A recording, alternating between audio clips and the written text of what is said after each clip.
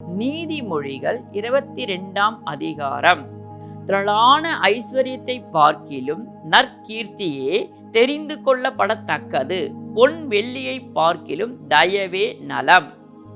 ஐஸ்வர்யவானும் தரித்திரனும் ஒருவரை ஒருவர் சந்திக்கிறார்கள்.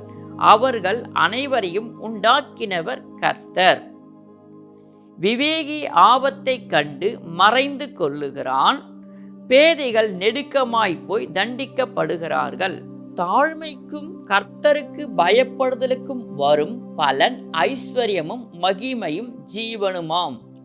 மாறுபாடு உள்ளவனுடைய வழியிலே முள்களும் கண்ணிகளும் உண்டு. தன் ஆத்துமாவை காக்கிறவன் அவைகளுக்கு தூரமாய் விலகி போவான். பிள்ளையானவன் நடக்க வேண்டிய வழியிலே அவனை நடத்து. அவன் முதிர் வயதிலும் அதை விடாதிருப்பான். ஐஸ்வர்யவான் தரிதரனை ஆளுகிறான். கடன் வாங்கினவன் கடன் கொடுத்தவனுக்கு அடிமை.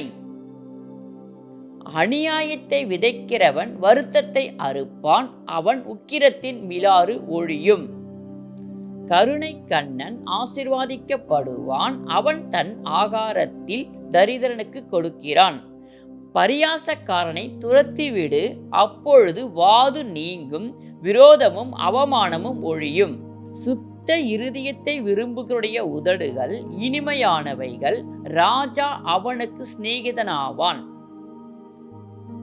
கர்த்தருடைய கண்கள் ஞானத்தை காக்கும். துரோகிகளின் வார்த்தைகளையோ அவர் தாறுமாறாக்குகிறார். வெளியிலே சிங்கம், வீதியிலே கொலை உண்பேன் என்று சோம்பேறி சொல்லுவான். பாறை ஸ்திரிகளின் வாய் ஆழமான படுகுழி. கர்த்தருடைய கோபத்திற்கு ஏதுவானவன் அதிலே விழுவான். பிள்ளையின் நெஞ்சில் மதியினம் ஒட்டி இருக்கும். அதை தண்டனையின் பிரம்பு அவனை விட்டு அகற்றும். தனக்கு அதிகம் உண்டாக தரித்திரனை ஒடுக்குகிறவன் தனக்கு குறைச்சல் உண்டாக்கவே ஐஸ்வர்யவானுக்கு கொடுப்பான். உன் செவியை சாய்த்து ஞானிகளுடைய வார்த்தைகளை கேட்டு என் போதகத்தை உன் இருதயத்தில் வை. அவைகளை உன் உள்ளத்தில் காத்து அவைகளை உன் உதடுகளில் நிலைத்திருக்க பண்ணும்போது அது இன்பமாயிருக்கும். உன் நம்பிக்கை கர்த்தர் மேல் இருக்கும்படி இன்றைய தினம் அவைகளை உனக்கு தெரியப்படுத்துகிறேன். சத்திய வார்த்தைகளின் யதார்த்தத்தையும் நான் உனக்கு தெரிவிக்கும் படிக்கும். நீ உன்னை அனுப்பினவர்களுக்கு சத்திய வார்த்தைகளை மறுமொழியாக சொல்லும் படிக்கும். ஆலோசனையும் ஞானத்தையும் பற்றி நான் உனக்கு முக்கியமானவைகளை எழுதவில்லையா? ஏழையாயிருக்கிறான் என்று ஏழையை கொள்ளையிடாதே. சிறுமையானவனை நியாயஸ்தானத்தில் உபதிரப்படுத்தாதே. கர்த்தர் அவர்களுக்காக வழக்காடி அவர்களை கொள்ளையிடுகளுடைய பிராணனை கொள்ளையிடுவார். கோபக்காரனுக்கு தோழனாகாதே. உக்கிரமுள்ள மனுஷனோடே நடவாதே. அப்படி செய்தால் நீ அவனுடைய வழிகளை கற்றுக்கொண்டு உன் ஆத்துமாவுக்கு கண்ணியை வரவிப்பாய்.